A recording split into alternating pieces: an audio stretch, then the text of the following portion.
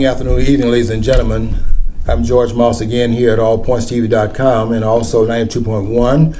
That's the radio station, WFOV. And I want to welcome those listeners there that re-air the program at that station on Saturday at 12 o'clock. And of course, we are up on YouTube. You can pick the program up at your leisure. We have a very special guest today, and that's Mr. Henry Hatter, one of the shining lights in my mind here in Genesee County. And Henry, we're very glad to have you here at the studio. Thank you, George. You'll notice that I'm wearing my shirt and tie today in celebration of the Trump success with the tax plan. Let's talk about the tax plan. You are dressed up there. I was wondering why you were so clean today, and of course you were dressed pretty immaculately anyway. Oh, thank you.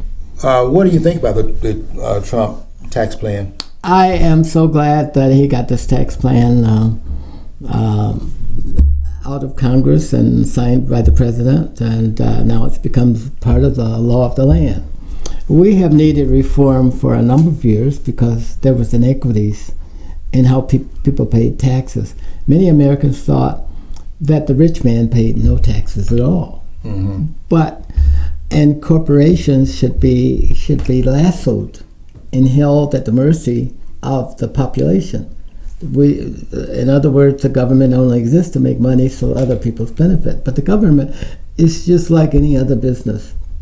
It has to have money to function, and it has to have money to give to the Department of Congress and other who enable businesses to rise in this country.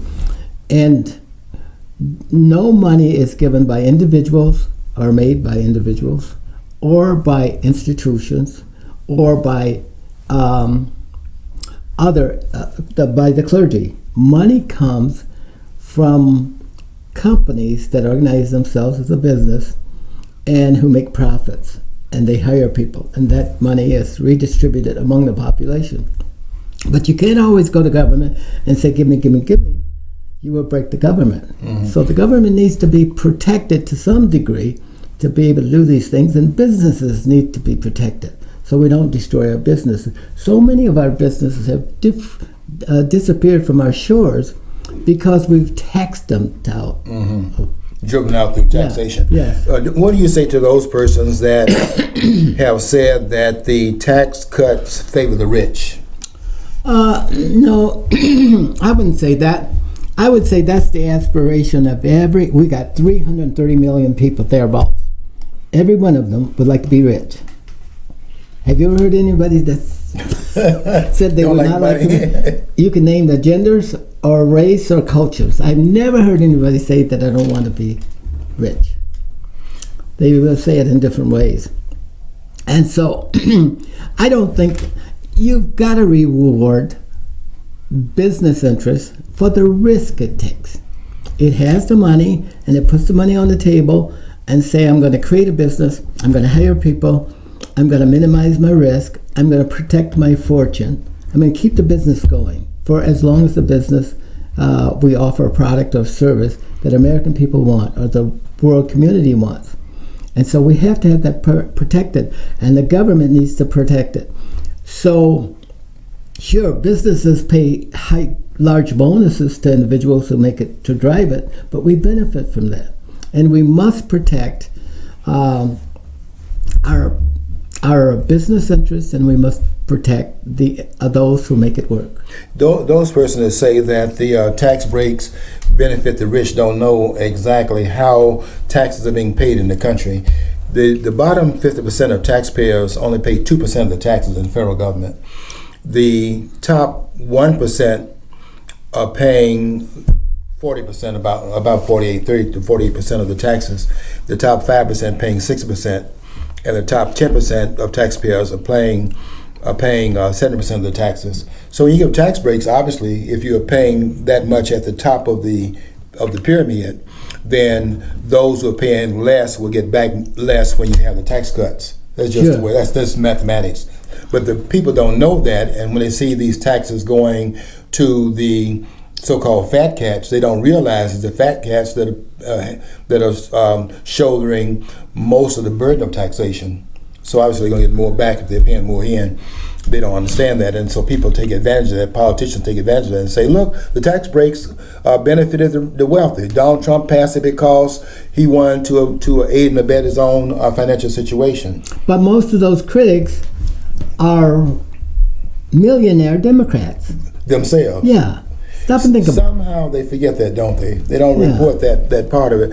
But I think anytime you have a tax break, whoever the beneficiaries are, that's a good thing. We need to encourage it to include more people then, not to criticize that it had an inclusion of a certain group. Let's do it so it includes more of the American people, because the government doesn't have a right as a bureaucratic institution to people's money to the extent in which they're taxing the American people.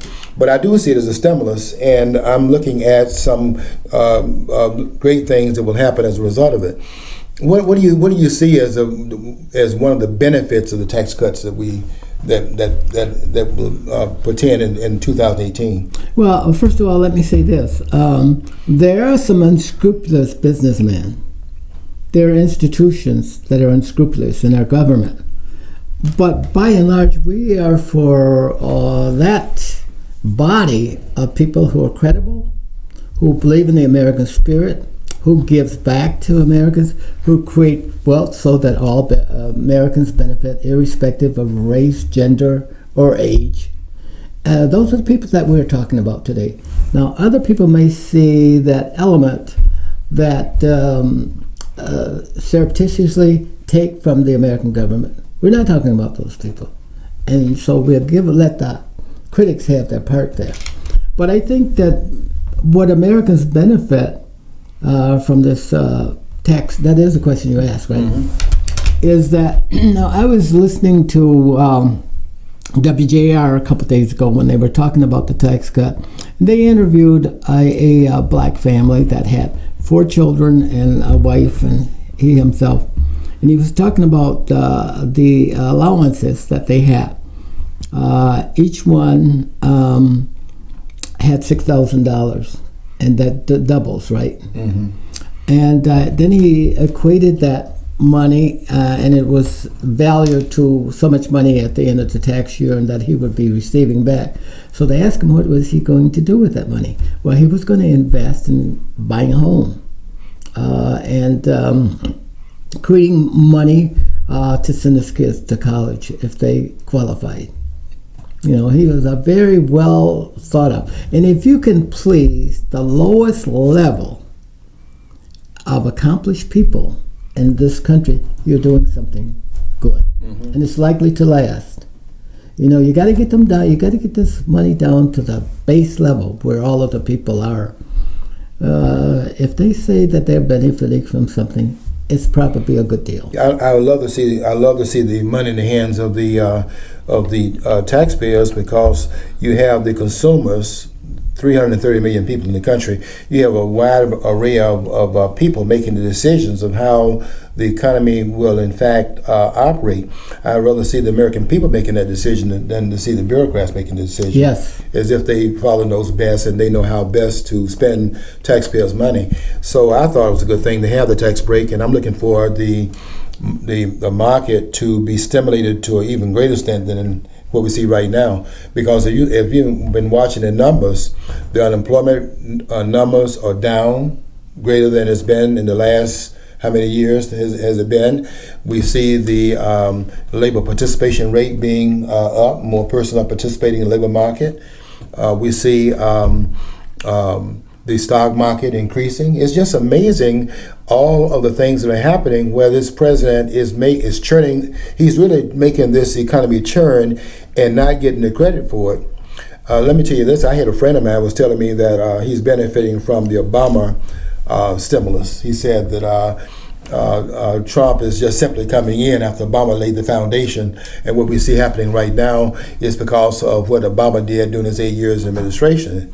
My answer to that was, then why didn't some of these things we see going on now, why didn't we see that going on during the 8 year of that person's administration? In other words, if that were the case, that this was put in place by the previous administration, why didn't we see 1 year of 3% growth during that time period? I'm saying Donald Trump is policies is in fact causing this, because one thing that will destroy an economy is over-regulating the Yes, economy yes, and over-regulation. cooling it down.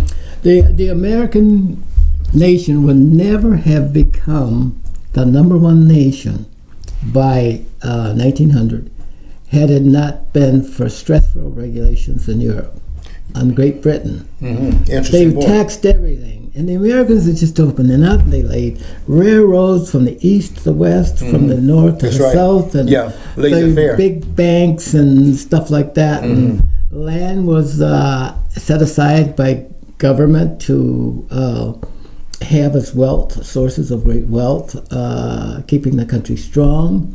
And all kind of businesses were able to be generated in this country, including General Motors, Ford, Chrysler, United States Steel, Bell Telephone, and all of those places grew up out of this era. This was when we were not handicapped at the time. But if you go back and compare that to 1850 to 1900, we are strongly regulated, just like Great Britain was. You're making a great point. During the time when we were not the regulatory state, Yeah. as we are now, we were the greatest economic engine the world had ever seen. And you look in that 19th century time period after the Civil War had come to a close, and look what happened between that time period, 1865, to about 1920. They had never seen an economy churning the way it was churning here. But the reason for it was because the government had its hands off, laissez-faire economics. And the interesting thing, George, I don't mean to cut you off, No, but that's this fine. is an idea that just struck me. But when the First World War came about, and England was really being bombarded by the Germans, and we refused to go into the war. But what we did, we saw our capability for the first time in the history of the country. We could churn out tanks, planes, and guns faster than anybody else. And we supplied Great Britain and their allies, they called them not the Central Powers, but the Allied powers. And they were able to turn the Germans back. And when Chamberlain, who was the Prime Minister of England at that time, he says, well, why don't we give in to the Germans? And Winston Churchill said, oh no, you guys got to be crazy. Don't do that. Fight and fight by land and air and sea. Never give up. Well, we came out of World War II as the greatest economic engine the world ever seen, and also it was at that time where they decided to base the world's economy upon the dollar. Yes. That's the strength that we had. See, one thing about fighting a war is, they say that wars stimulate the economy, but it stimulates the economy of the person that's not involved in the war. It consumes the other products. Yeah. And we didn't join World War II until 1943. We didn't get involved in World War II until 1942. The bombing of Pearl Harbor would have occurred in 41. We're not involved in that war for the first 2 years of what was being fought. So, but we are we now had producing been products. bombed. We what now? We had been bombed. Yeah, when they bombed Pearl Harbor, December the 7th of 41, then of course we are now getting involved. We have to get involved in the war because we've been attacked. But for 2 years, though, what the U.S. was doing was producing the products Yes. for those countries that were at war. So when they say war stimulates the economy, that's true, but that's for the countries not involved directly in it. What it does when you're involved in the war, it consumes the products. Yeah, it consumes Because you're on the war resources. making, Yeah. you're consuming resources. But we are now, but if you overregulate the economy as we were doing, you can reverse those trends. And what Donald Trump has done, to his great credit, is that he has taken some of those regulations off of the books. Yes. And that has helped to stimulate, because you can stifle it. Government can stifle growth. And Donald Trump has deregulated, I think getting this Obamacare out of here, this mandates out of here has been a very good move on this part.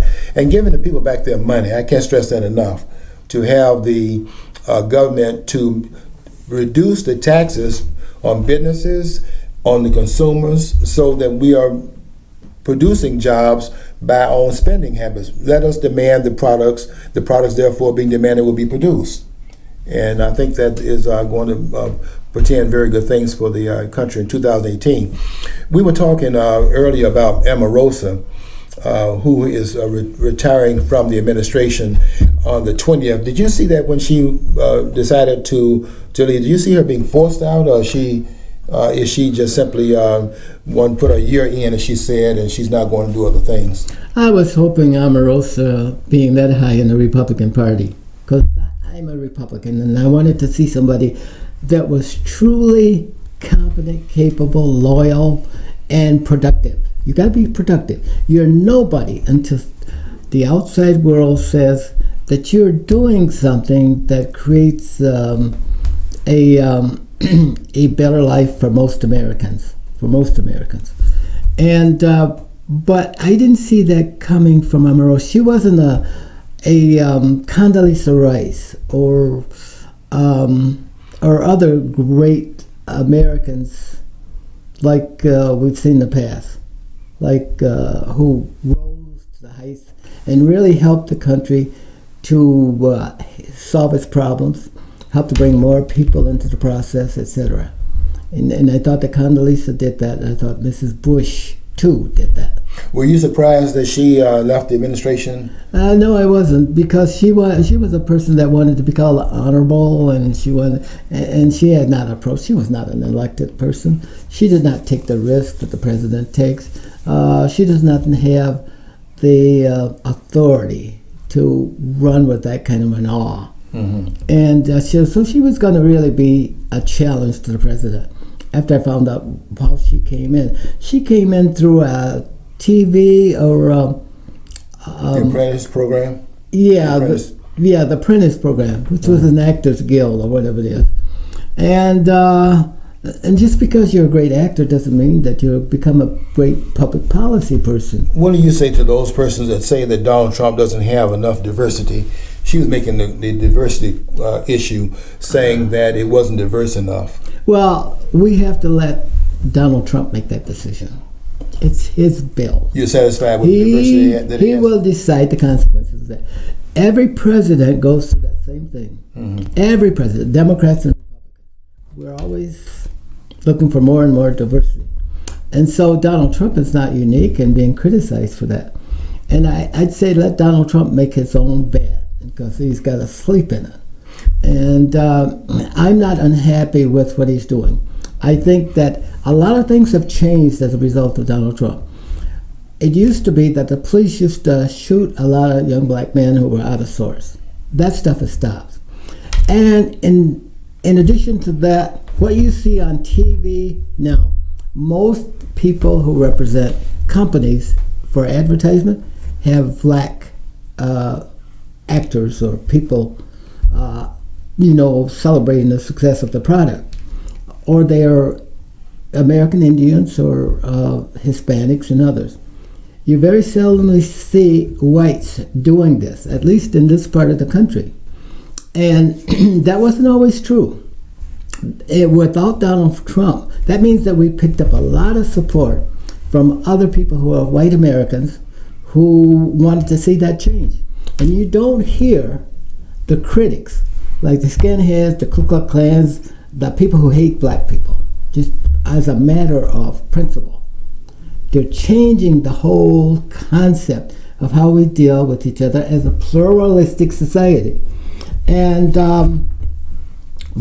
also they are avoiding the apocalypse.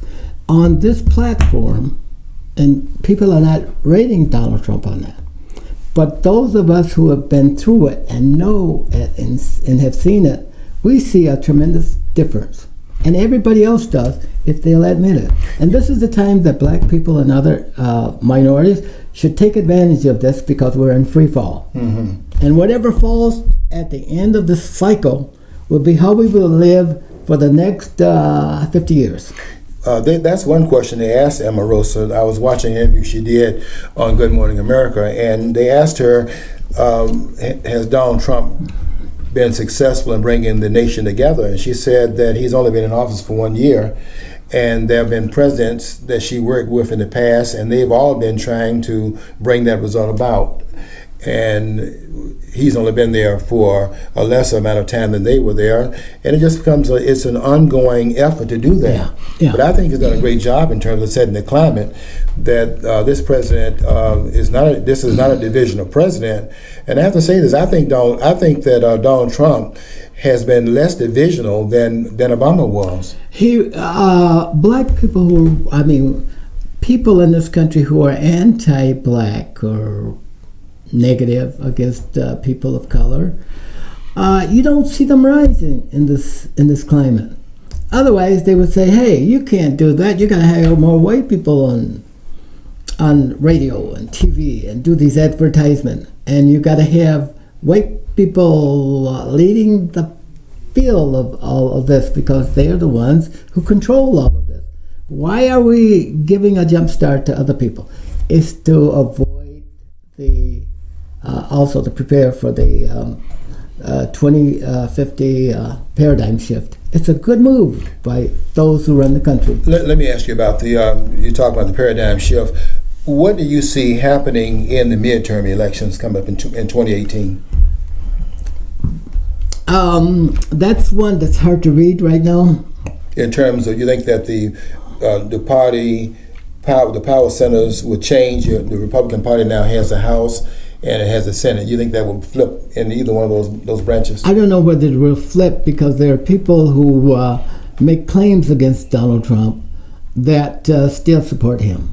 They criticize, they mumble a lot, but they're not saying to go out and change it. Any kind of a change in the country, their attitude will be procedural. It will not come from the sentiments of the people.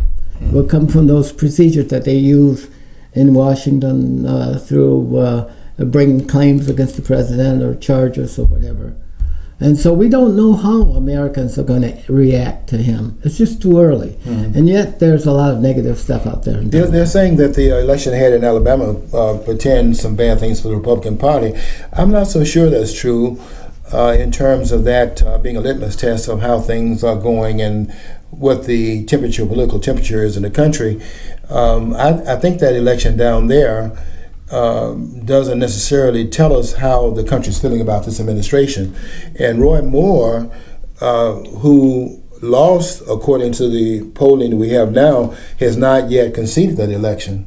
Yeah, I think Roy Moore does have some things against him, as perceived by the American people, by Democrats, Republicans, by the press, and so on and so forth. And so those are likely to be issues that are going to shift the way Donald Trump is seen through the public lens. But we can't predict it yet because people like Donald Trump. They criticize him awfully, but they like him. Yeah, I think so. They would much rather see anybody else They would not want to see anybody else in the White House with the problems that we have with foreign policy, with Kim Jong-il and other places in the world who are anti-American. And Donald Trump is right that we pay much of the United Nations cost. I think which we cut by $284 million the other day because they're voting against us. Yeah, our right to have the sovereignty for those people of who our say, decision making. For those people who say that's all right, but remember, you're bleeding gold out of Washington to other countries. Yeah, you pick on this president is one of those persons that you pick on this president. He's not going to take anything laying down. No. They voted against the country having the sovereignty, to make the claim that it has the sovereignty to make its own decisions of where it place its own embassy. And rather than Tel Aviv, it places it in Jerusalem. And they're going to say that they're going to censor the president for doing that. Donald Trump responded by taking $284 million out of their budget. We may have to walk this back a little bit but you gotta realize that when Donald Trump says something, he is likely to see it through. And I do think that Americans do support him for that. What do you think about this report they had today? They were saying that the America's stature around the world has been lessened under this president. Well, if you were do you see that as being true? That could be true a little bit for those people who depend on us for everything. And the only place I would say I would rethink it is on the environment. The environment is critical. I think that Donald Trump needs to put one of us on his staff, guide him there. But I think that most, and some people are appalled about that. I think that's in public policy. That is one of the things that they're most appalled about. I want to alert the station. And, we're going to be abbreviating our program today. No, so- that's all right. We'll roll right into the second half, and Okay. and we'll stay. I thank you. And we're talking to Henry Hatter, and we hope you stick around to hear the second half. Okay, that sounds good, John. We are going to continue what we're saying here at allpointstv.com while the studio 92.1 is taking their hiatus for the next 4 minutes. They'll be rejoining us after that time period. Henry, I don't know. I think that Are we on the air now? we're on the air now. Okay. I don't know. I think we really have. I think our statute has improved. People are saying that the statute is not. We're not as respected as we were before. I don't see that. I saw in Asia, for example, how China laid out the red carpet. And Asia, South Korea, they was saying things that were laudatory about the president. So when I read these reports that the stature of the country has gone downward and people are not respecting this country under Donald Trump, I just don't see that. Well, I think that we play those issues. Many Americans, we do care about what Americans think about us more than what we think other countries. We should if we don't. We need to make sure we hold this country square and contiguous in its feet directly to the borders of the United States and protect those borders and protect our interests and protect the Constitution. That's what we need to. We need to be pleased with people who do that. There are always going to be people who criticize us. They would criticize us even if Jesus Christ took their Came place. in, became president. And spoke for the United States. What is your view of this president's response to the globalist direction this country was taking before he was installed in office? We were heading in a globalist direction, and of course Donald Trump's a nationalist, putting America first. So, what do you think? Were you concerned about the globalist direction of the country? No, I thought it was a good way to avoid future wars. But that meant that Globalism is? Yes, it was a way not only to improve our own economy and bring others up, but there are only so many resources in the world. Mm-hmm. And we have the technology and the might to convert those resources to products and services that people want. So I thought that was a good deal, but much of this kind of strayed off when people wanted us to share most of our resources with everybody else, and make the industrialized world pay for everything to raise everybody up. Well, you can't raise everybody up.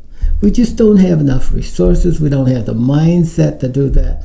And some of the things that we have to live with is our own discretions. And all of those would not be considered the best in the world, but we have to, with all the people that we have, make up what public policy is going to be. We have to deal with it. Well, when Donald Trump said that he expected other countries to put their countries first, other leaders put their countries first, and he puts America first as president of the United States. He was elected president of the United States, not president of the world. Yeah. So you didn't agree with that when he was making that statement there? No, see what was happening, we were destabilizing our country. We were making everybody poor in this country. That's the way to destabilize the country and revolution. We want to welcome back. Excuse me, Henry. We want to welcome back the listeners from 92.1 WFOV. Thank you for coming back to the conversation. We're still talking about the Obama administration and what we expect out of this administration going into the coming year, 2018. Henry, I think that, so you, I'm not sure I understand your point here. You are you for globalism and therefore not so much about the nationalism of this president? Or? No, I believe there was a time to turn the corner. Mm-hmm. We were going out of the world backwards. We were transferring too much gold out of this country into other countries. In order for us to maintain stability within our borders, we must have products and a goal to keep our economy going with strength and with involvement by American people. Do you want to see that wall built that is on the agenda that hasn't happened yet? They haven't voted funds for it, but the item of building the wall is still being discussed in the Congress. And you mean between Mexico and the United States? Mexico and the United States. Well, if we can work out some other kind of arrangement where it's less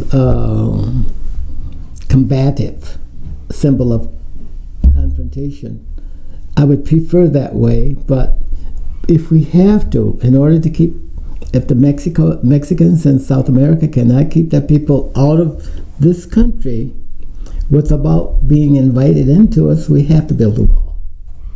Yeah, I would like to see that wall built personally. I just don't think that you can have a sovereign country if your borders are not secure. No, no other country is like that but this one. You put a toe in the territory of North Korea and you're going to jail. Yeah.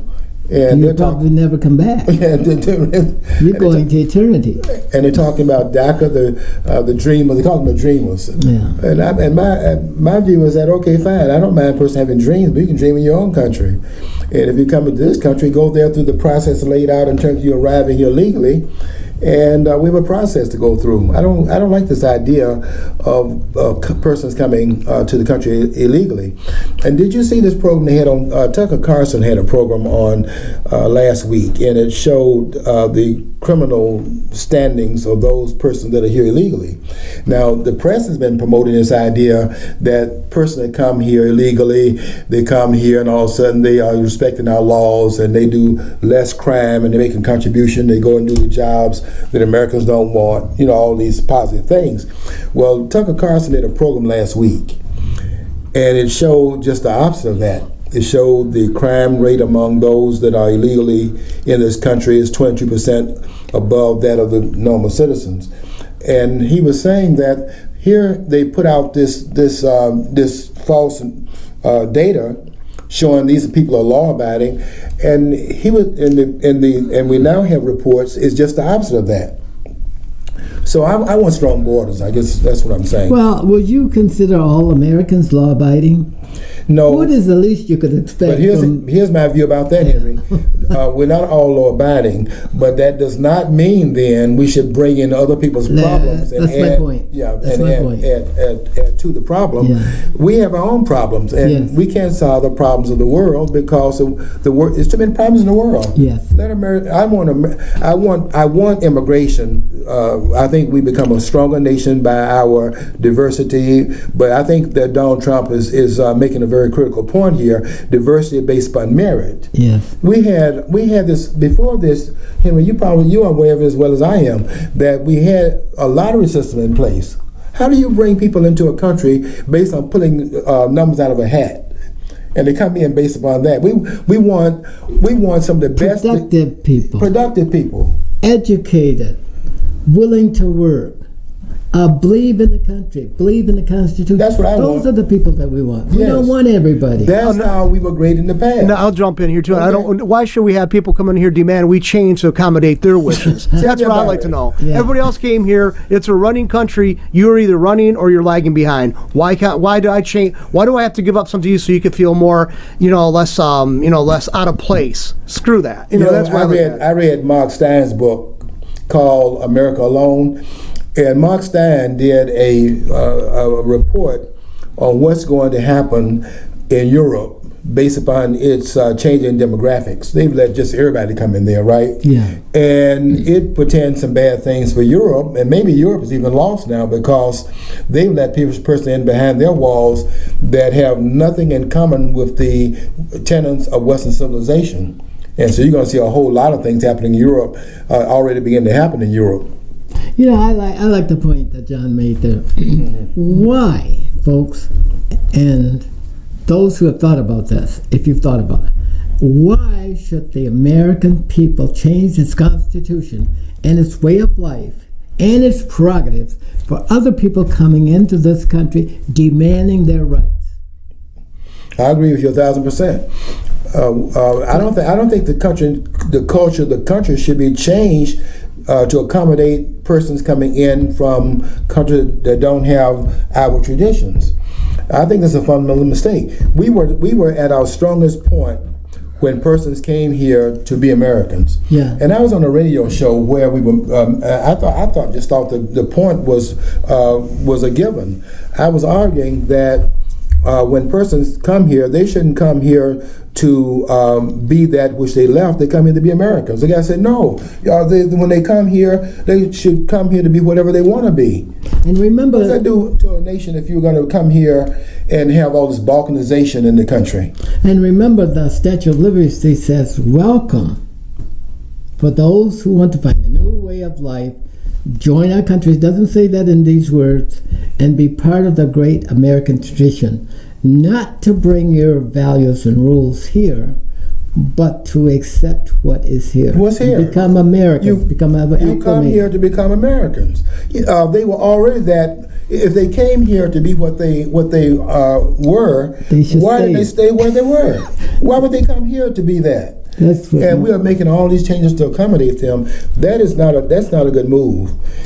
And I read these books about what is happening in these places where they tried that, and where that has been the governing.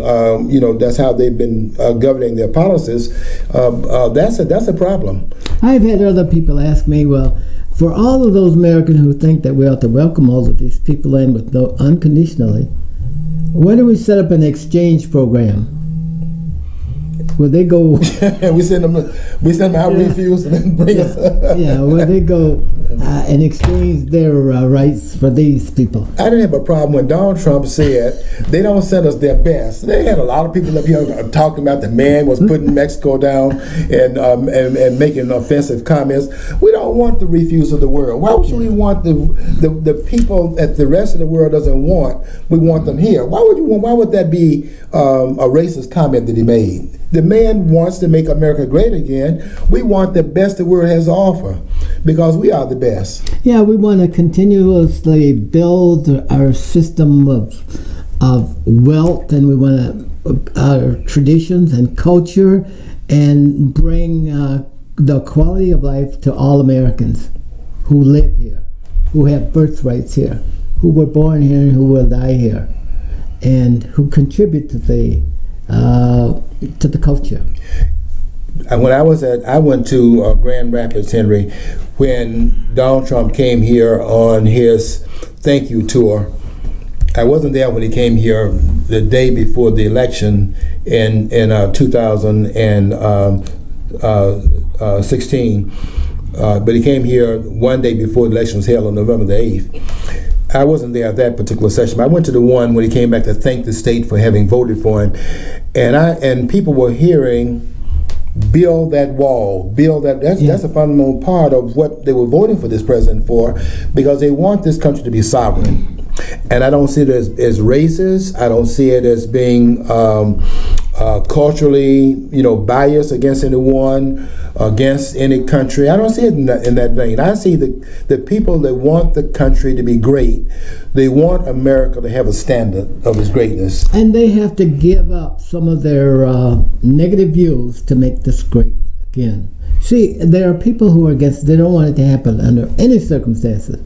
They want to keep our country mediocre, so they have control. Or when you say they, who are you talking about? I'm talking about people who want to see Donald Trump fail, whether they're gender-based, whether they're racial-based, or whether they're economic Democrats.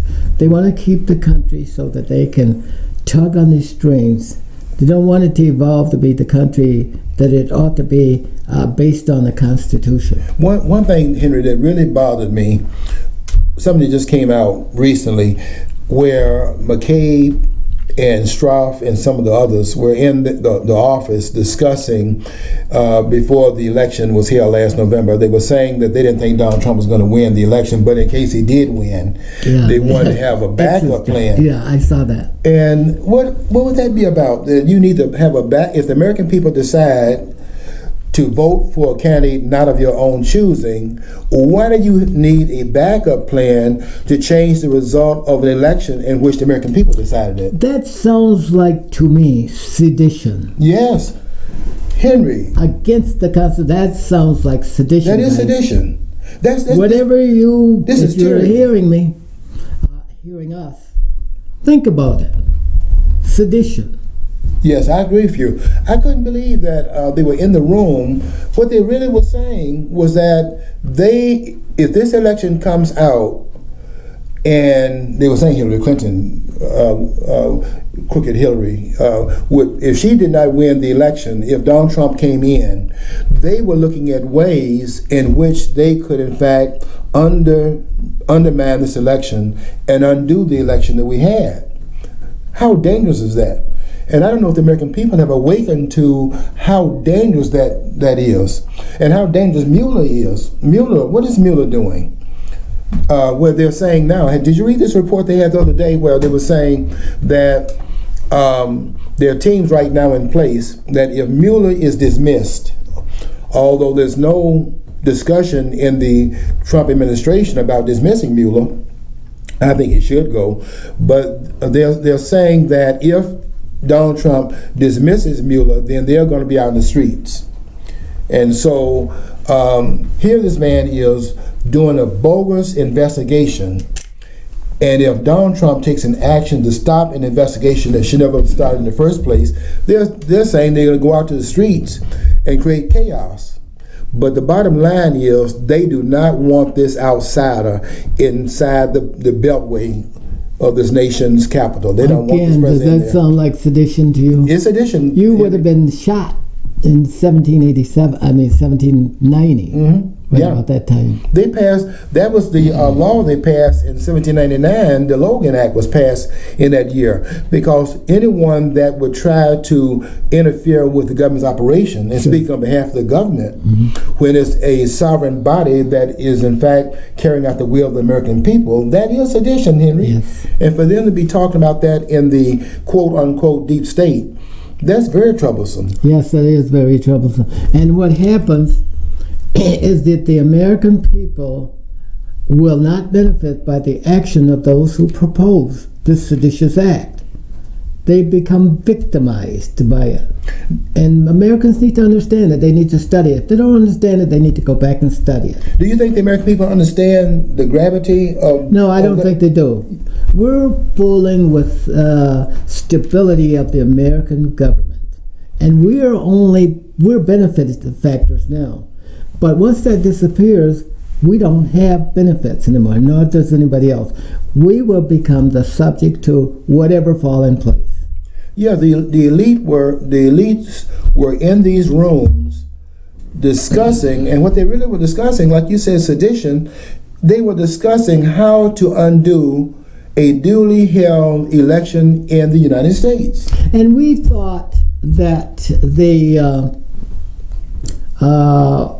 2050 acts that remove whites from the arithmetic and political majority of this country was most dangerous. No, it's not anywhere near as dangerous as what we posed to the seditious act. Well, you use the word sedition, and I would accept that as a definition, description of what they were discussing. This is undermining the republic. Yes, it's undermines there, and we all sync with it. It's incredible. It's incredible that All discussion can take Americans place. sync with that. I see. We are going to have to get a handle too on the intelligence community in this country, because I don't know if you know the name Mark Felt. Yes. Mark Felt was the assistant director of the FBI, the Deep Throat. Oh yeah. the one that was feeding the information from inside the government under the Richard Nixon administration.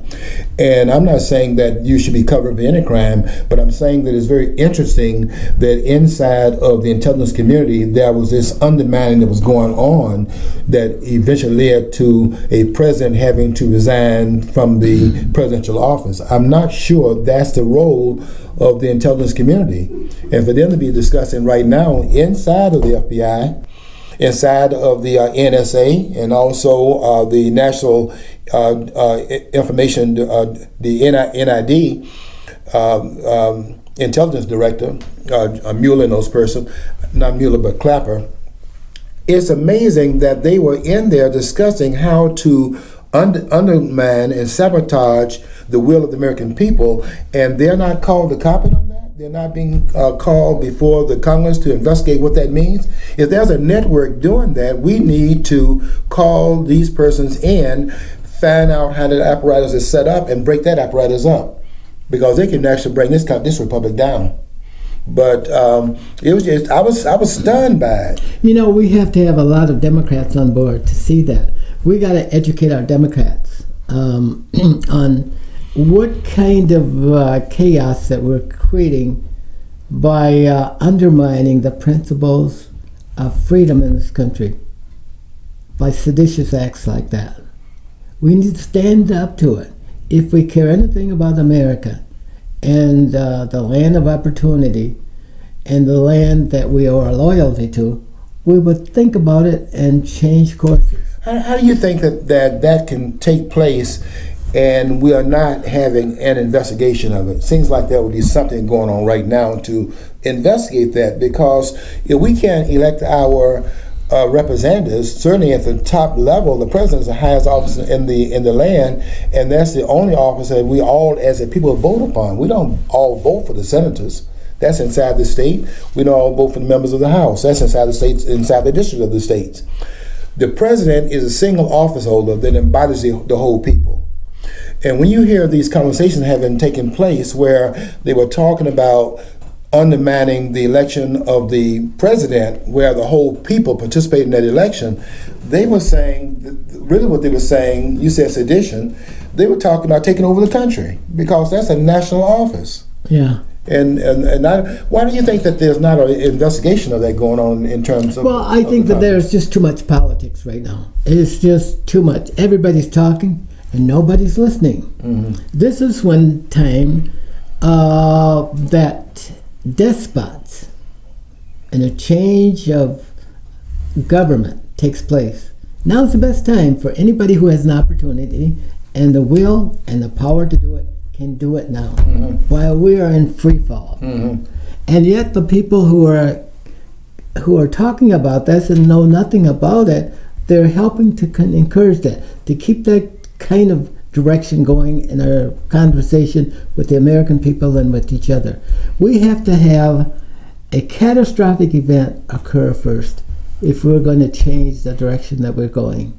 Unless after the things fall at the end of this cycle and things are placed in a way that women will be satisfied with whatever's going, that blacks and others will be glad to come back and see our country survived.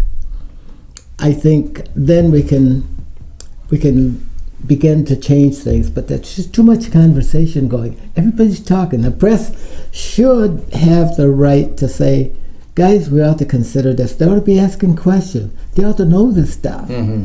But I don't see the press really understands or knows. You use the word despots. You see them as despots? These persons that are trying to undermine the electoral process? Well, they may not be the despot, but somebody that sees the opportunity. They have to be in the right place at the right time. And overnight, we have poofed, gone up in smoke. When I first heard about that and read about it, I was just really amazed that someone would have the comeuppance to believe they have the right to even have that discussion, less known to try to engage a certain practice that will bring about a undermining of a duly held election in this country. I could not be. I'm saying, are we Russia now? What does that mean? That has Washington now moved to Moscow? I mean, I just didn't think we would ever hear about someone thinking that they could come behind the American people. I mean, I don't always agree with the result. I like to see some other person in office sometimes. Person I voted for, I thought was a better candidate. But I have never, after the election is over, thought about how do we undo the will of the American people. That never crossed my mind. The American people have the right to decide who the elected official is going to be. And sometimes you get the result you want, sometimes you don't. But whoever wins the election, we got to get behind that office holder. Yeah, that's what we got to do. And that was the intent of the shapers of the Constitution. They would provide opportunities for those who defeated at the polls. They will have their say. They will have input. They will suffer no consequences. But the person who wins the plurality of the votes in this country becomes president. And he takes charge and runs the country. Henry, why do you think that this president has had the greatest amount of animus against him than any president, certainly in our lifetime? Yeah. I don't think I've ever seen it this bad. What you think it's because of his outsider's status, or is it just that Donald Trump is very abrasive in the way he approaches things? No, I don't think it's that. I think that may be part of it, but there are a lot of other causes for this. One is that as we move closer and closer to threatening opportunities in the country, like, for example, you'd be surprised how much the paradigm shift would affect Americans. American people who have been dominant all the time don't want to be second best. And so there was a lot of reaction to that, and we saw them evolve, but we didn't pay any attention to what they meant, like the shootings around the country. And but there were some sane Americans who said, hey, we have to stop this and we got to change directions so that we will have some influence when the paradigm shift. And we'll have the wealth and we'll have the education and stuff like that so that we will maintain some dominance. But we got to be able to influence people who now are the arithmetic and political majority of this country. That was smart moved. And they are certainly moving toward the 2050 paradigm shift with some logical narratives. Are we on the pathway to making America great again, based upon what you see going on? I think we are. I used to be negative about this. I was afraid that, well, when the paradigm shift, we would have an apocalypse where things would be changed through violence and stuff like that. Where some parts of the segments of the American people would have to be eliminated. I watched these polls, and I just don't see how a president can be showing the leadership that he's showing, and those polls reflecting this president's accomplishments and the American people's view of what this president is in fact doing. I think they're just very skewed. And don't forget the polls were saying this president had no chance of winning the election, and he won by a landslide. Yes. So these polls, the polls are the polls, but the question is, who are you polling? But Donald Trump is, I think we're going to see something here, and we already are seeing some vestige of it right now after 1 year in office, is that this president is being transformative. Yeah, America is changing. It's changing as we even breathe, by what we see on TV, because that's the shapers of what we should be thinking according to those who drive opinions in this country, and that's the press, and the businesses and businesses who decide, well, I want an advertisement that show the majority of these components being multicultural people, and there's a lot of that going on. But the surprising thing to me, George, is that you don't see the backlash by whites who were anti-changes. And that's a good thing. I think that with Trump being elected, that is good for the country. What he's doing, his posture and everything is good for the country. Do you think the country is less divided now than it was under the previous administration? Is it more divided now or less divided now, in your estimation? I can't say, but I see it coming together.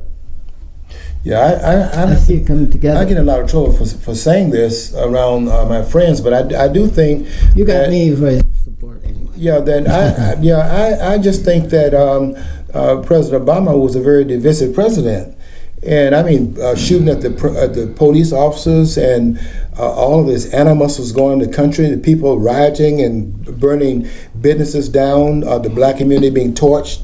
By the atmospheres being created, having Sharpton in the White House, meeting with the president. What is Sharpton doing in this man of division in the White House, meeting with the president and having Black Lives Matter there? I just thought the country was being torn apart, and I think we see less of that now. And that was one question I asked Omarosa. She said that she's worked in other administrations, and they were trying to bring the country together, but you can't do that in 1 year. But I see a lot more coming together in this 1 year of President Trump than people are willing to give this man credit for. Yes. I think he's been transformative. So we as we're closing out, then, what do you think will be one of the things you'd like to see happen in 2018? One of the top things that, if you had your way, your wish in a well, what would you wish that this country would look like or do in 2018? Well, I would love to see people of color get behind the country and save the country for itself.